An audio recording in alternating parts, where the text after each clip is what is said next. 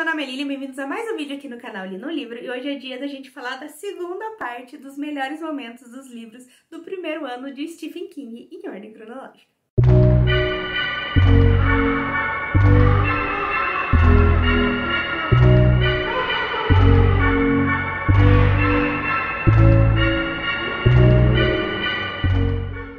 Não sei se vocês já conferiram, mas saiu aí uma parte 1 dessa minha lista de livros aí que eu li ao longo desse um ano de projeto. Eu vou deixar aqui nos cards, então, a primeira parte, se vocês ainda não viram, se quiserem ver, né? Mas vou aqui recapitular, então, que eu vou falar spoilers dos momentos que eu mais gostei. E vou deixar, então, aqui no box de descrição, bem certinho o horário de cada livro que eu vou falar. Eu vou avisar um pouquinho antes também, se você quiser pular para passar o vídeo, passar pra frente, qualquer coisa assim. Então, vamos lá! Vamos começar então esse vídeo falando de A Longa Marcha, que foi o livro que a gente leu no dezembro do ano passado, que se vocês viram o ranking, não foi um livro que eu gostei lá muito, mas enfim, acho que tem seus momentos. E o primeiro momento bem marcante desse livro pra mim foi a hora que eles já estavam andando, já tinha tudo meio que sido introduzido ali, já tava comprando a ideia, e eu percebi que realmente ia chegar uma hora que eles iam precisar ir no banheiro.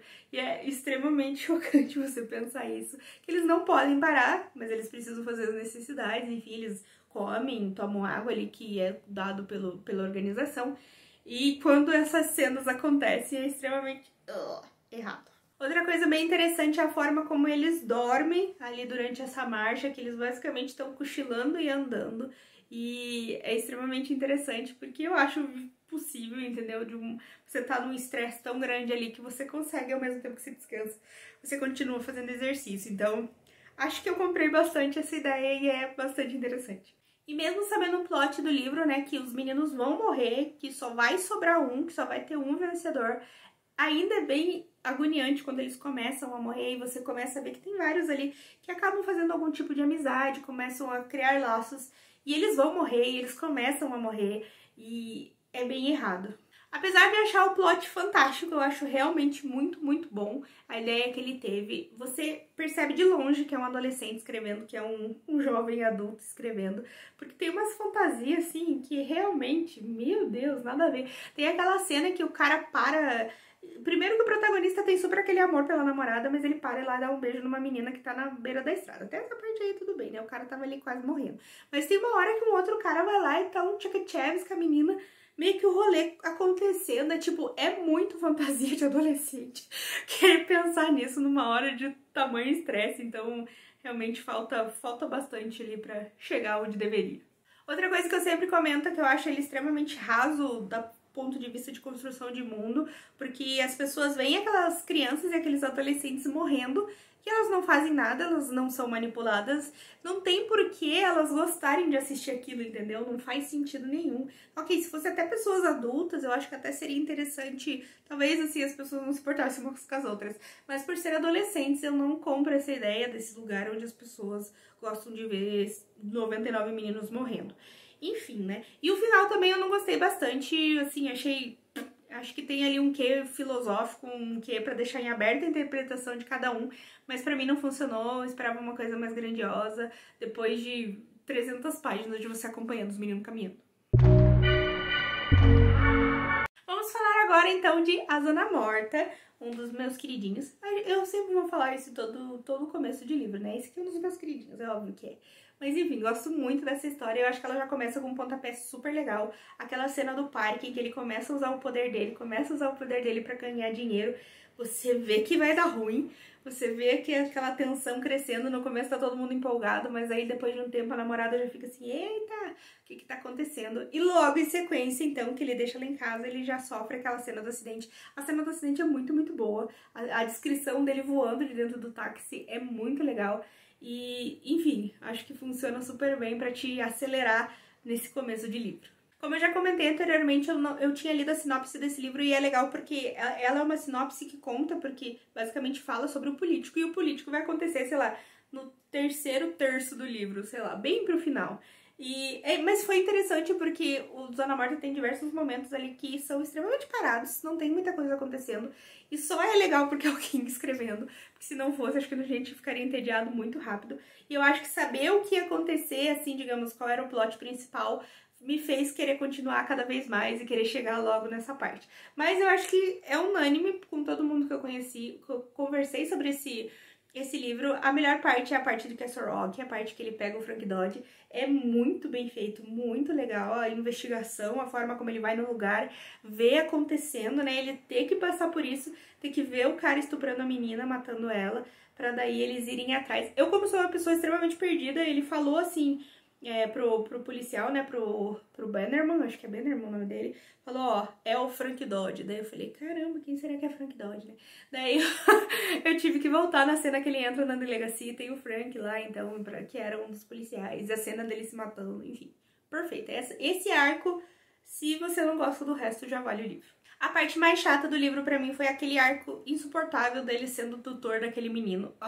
Que coisa mais chata do mundo. Tem até aquele episódio lá que os adolescentes meio que morrem lá quando pega fogo na lanchonete, que ele prevê que ia cair um raio, nananana. Até que é interessante, mas eu acho que essa parte em específico é extremamente desconexa do resto do livro e basicamente não leva ele pra lugar nenhum. E, enfim, pra mim parece que você tem um personagem, tem diversos contos da vida dele passando e não necessariamente tendo ligação com o outro. Porque aquele momento em específico, a gente já não duvida mais do poder dele. Você sabe que se ele sonhou, se ele teve a visão que o raio vai cair, é porque o raio vai cair. Então, pra mim, não tem serventia nenhum. Mas pra mim, o final é muito, muito, muito bom. Aquele vilão é, nossa, pateticamente muito bem feito.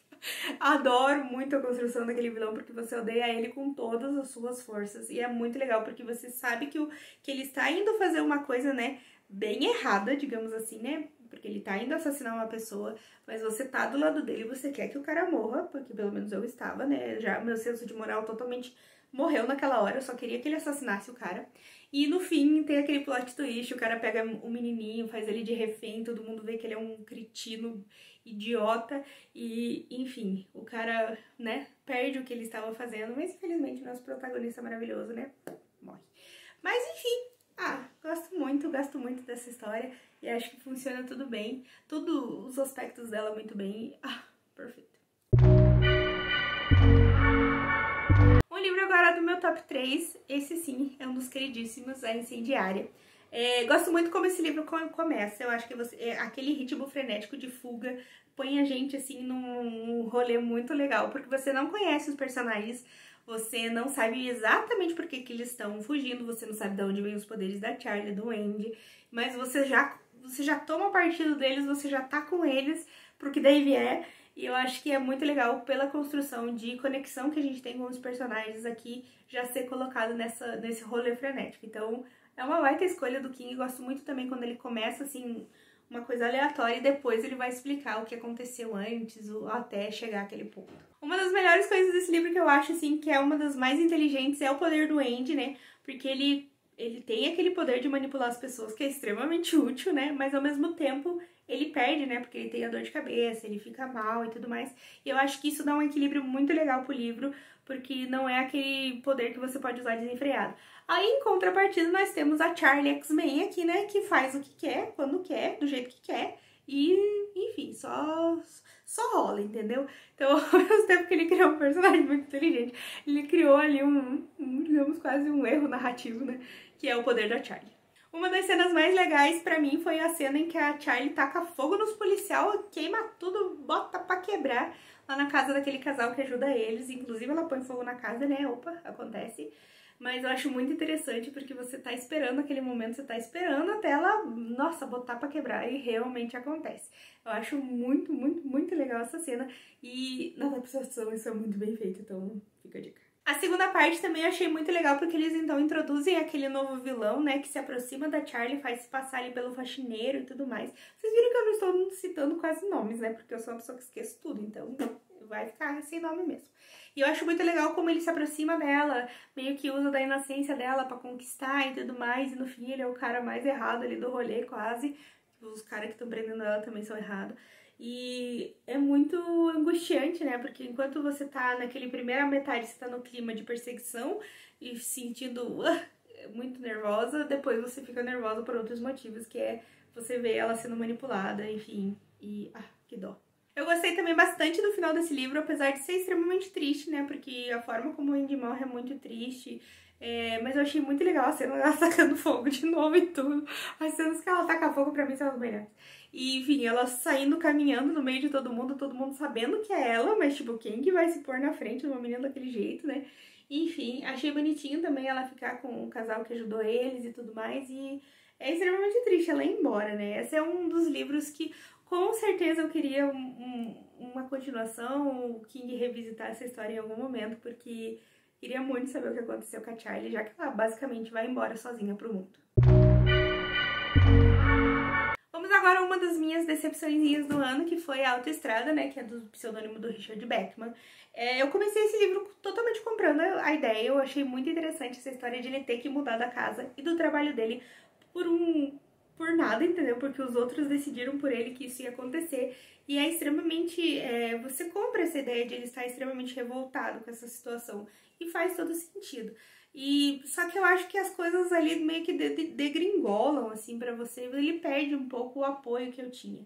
Mas eu acho muito interessante uma cena que o ex-vizinho dele vai lá visitar eles e tudo mais. E ele conta que ele mudou pra uma vizinhança que ele não conhece ninguém, ele não tá longe dos lugares que ele gostava de ir e tudo mais. E é interessante você pensar, né, que as pessoas que moram por muito tempo num lugar só constroem amizade com os vizinhos e tudo mais, então elas são tiradas dessa sua zona de conforto. E aqui eu realmente fiquei do lado do protagonista. Porém, eu acho que o que realmente me quebrou as pernas nesse livro foi porque começa com aquela cena dele comprando umas armas super pesadas, encomendando, papapá. Eu estava esperando que ele tocasse o terror, demolisse pontes, sei lá, virasse quase que um terrorista internacional, assim. E o desfecho do livro, apesar de eu ter gostado, não foi tudo que eu esperava. Eu acho que ao longo do caminho eu fui me desmotivando e o final só não me surpreendeu mais. Um arco que eu achei extremamente desnecessário é aquele que ele encontra a menina no meio da rodovia, leva ela pra casa, eles acabam transando, ela vai embora e ele fica meio que quase que cuidando dela à distância. Eu achei extremamente, tipo, não levou a lugar nenhum. Pra mim, não surtiu efeito nenhum. Eu acho que só uma coisa que ele quis colocar ali no meio pra, enfim, encher linguiça. Mas, enfim, né, a gente não dá pra entender tudo que o mestre quer fazer. O problema maior pra mim foi que aos poucos ele foi perdendo um pouco meu respeito, entendeu? Porque eu tava comprando a ideia dele, mas ele começou a agir de forma extremamente negligente com as pessoas em volta dele. A forma como ele não arranja outro lugar pra mudar a lavanderia e faz a lavanderia ser fechada, tipo, tantas pessoas que dependiam daquele emprego por um momento assim que ele tá desacorçoado na vida. E outra extremamente importante é com a mulher dele, né, que ele é super sacano, não compra um outro lugar, tá que no final, enfim, ele dá o dinheiro, metade do dinheiro pra ela, e ok, isso é justo.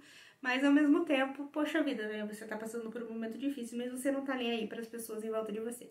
Então eu acho que quando o desfecho chegou, apesar de achei legal ele atirando nos policiais que nem um maluco, e já não tava assim tão na vibe e perdeu bastante o impacto que deveria ter.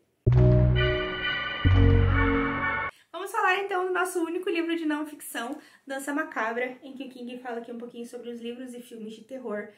Foi um livro, pra mim, extremamente montanha-russa, teve momentos que eu estava gostando demais, estava muito empolgada, estava muito animada e tinha momentos que eu não queria pegar, eu só queria largar e falar, ok, não faz tanto sentido assim ler esse livro agora. Mas, enfim, foi uma jornada que foi árdua, mas que eu consegui terminar. De longe, pra mim, os momentos mais legais desse livro é o momento que ele compartilha a vida dele, a infância, com o irmão, com a mãe, com os avós. Eu acho muito interessante a gente conhecer um pouco mais sobre a pessoa que tá por trás de todos esses livros que a gente adora, todas essas histórias. Então, acho que de longe, assim, quando ele fala um pouco mais sobre ele, o livro fica muito melhor e você devora. Assim como quando ele começa a falar mais pro final sobre a forma de como que ele decidiu escrever os livros, as inspirações e tudo mais, que nesse momento que ele tinha escrito poucos livros, né, mas que foi muito legal, assim, acompanhar e conhecer um pouco mais. O grande problema meu com esse livro é que teve diversos momentos que ele se aprofunda demais em algum livro em específico, algum livro que talvez eu não tenha nem interesse de ler, mas é que é extremamente cansativo. Tá, você já entendeu sobre o que é o plot, você já entendeu os pensamentos dele sobre isso. E tem inclusive um pedaço aqui que eu não lembro qual livro que ele coloca uma carta da autora explicando várias coisas, assim, mas é uma carta, sei lá, que dura umas 15, 20 páginas. Então, tipo, meu Deus, sabe? Chega uma hora que você só perdeu o interesse, pelo menos foi assim comigo. E claro, os momentos que ele dava spoiler de livros que eu queria ler. e que eu queria saber, que eu não queria saber o que ele, né, que ele ia contar os finais e tudo mais. Mas, enfim, eu acho que talvez eu seja um pouco, assim, chata com isso, né? Eu não gosto mesmo, é algo que me incomoda. Mas, em contrapartida, eu penso agora, assim, hoje em dia, quando eu penso, ele falou de diversos livros ali que até me interessaram e contou basicamente tudo o que acontece, e agora eu já não lembro.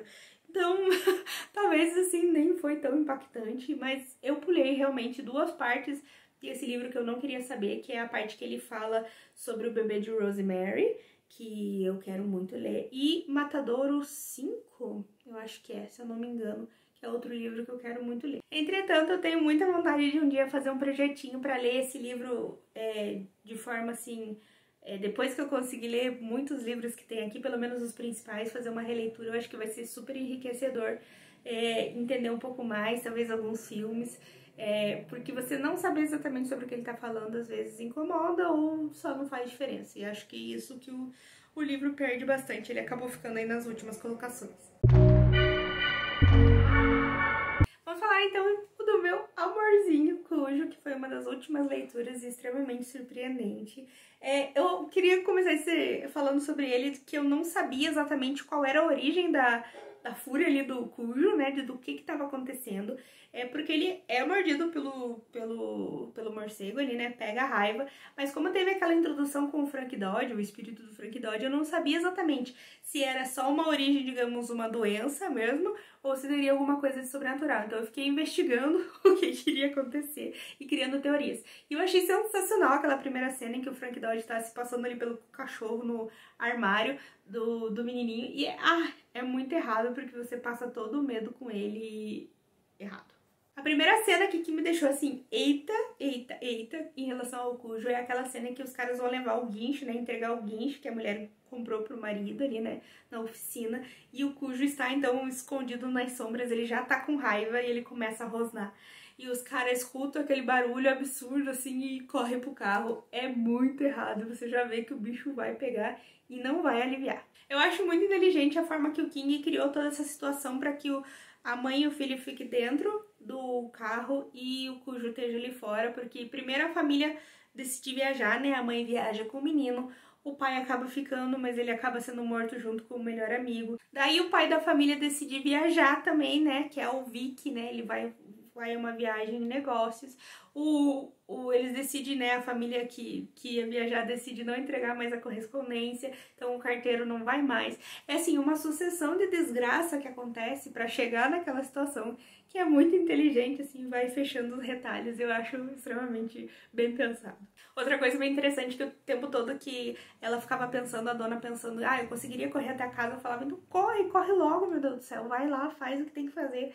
Mas ao mesmo tempo você pensa, né, se fosse você na situação, você realmente iria correr com um cachorro gigante, errado, né, todo com raiva, e daí você não pode correr com a criança, porque a criança é muito pesada, não pode deixar no carro, porque vai que você sai pra casa, daí ele ataca o menino no carro, é tipo uma situação muito errada. Outra cena extremamente marcante é a cena do policial, né, o xerife que vai lá ver e o Cujo acaba matando ele, porque eles estão ali quase acabando, não tem mais esperança, o cara aparece, tudo parece que vai se resolver e ele acaba morrendo. Então é a hora que a dona entra assim no limite dela e... Nossa, que cena errada. E logo em sequência vem então a cena dela matando o Cujo, né, que também... Ai, que dor, porque, coitada, ele não tinha culpa, né? Sabe que tá dando tudo errado, mas o coitadinho não tinha culpa. Então, nossa, muito bem feita essa cena. E o que falar desse final, né, com o Ted morrendo, que puta que pariu, né? Não, nossa, eu fiquei em negação por muito tempo. A hora que o pai chega, né, o Vic chega e tenta tirar a dona de cima dele, ela continua fazendo massagem cardíaca nele. E eu pensando comigo, né, deixa ela fazer, cara, deixa ela fazer que ela vai ressuscitar o menino, né, sai fora.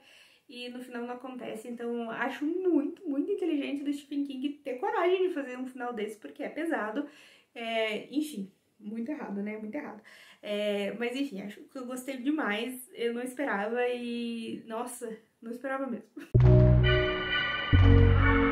Vamos então para o nosso último livro, O Concorrente, também do Richard Bachman, que era um livro que eu não tinha nenhuma vontade de ler, achava que ia ser muito ruim, até pelas minhas experiências com os primeiros livros, né, do Richard Bachman, eu não dava 10 reais pra esse livro, e enfim, achei também outra coisa que me surpreendeu, não sei porquê, acho que eu tinha alguma memória, assim, do filme, que eu achei que a prova que ele ia participar era uma prova de uma esteira, que, enfim, ele ganhava dinheiro por ficar caminhando ali. Talvez pelas cenas do Schwarzenegger caminhando, eu não sei porquê. Mas, enfim, daí foi extremamente bem uma boa surpresa quando eu descobri que ele ia fugir, né, dos caras ali do governo e tudo mais, ter que se esconder com as pessoas podendo dedurar ele. Achei muito massa. Outra parte super legal que dá um background muito bom pra história é a parte que ele descobre sobre a poluição e como a mídia está escondendo tudo isso, né? O cara conta pra ele que eles poderiam usar protetores, né, pra respiração, pra não, né, terem doenças respiratórias.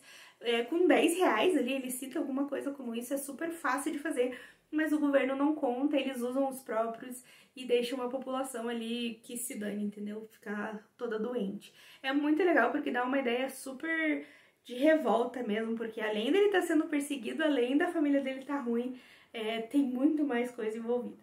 Outra cena extremamente errada é a cena que ele vai lá pra casa do carinha e a mãe dele telefona pra polícia e entrega ele. Ai, que cena horrível, angustiante, eles correndo e tiro comendo pro lado e tiro comendo pro outro. E ele foge pro lado, foge pro outro. E outra cena extremamente massa é a cena que ele faz a menina refém e dá aquele super blefe pra pegar o avião. É muito legal porque eles não têm certeza, né? Eles não podem ter certeza se ele tem ou não uma bomba. E a forma como ele manipula eles é muito, muito inteligente. Então eu gostei muito dessas duas cenas. Mas nada se compara com aquele final maravilhoso em que eu realmente achei que ele ia se dobrar. Eu achei que ele ia, tipo, tentar se infiltrar no sistema e de alguma forma tentar derrubar depois.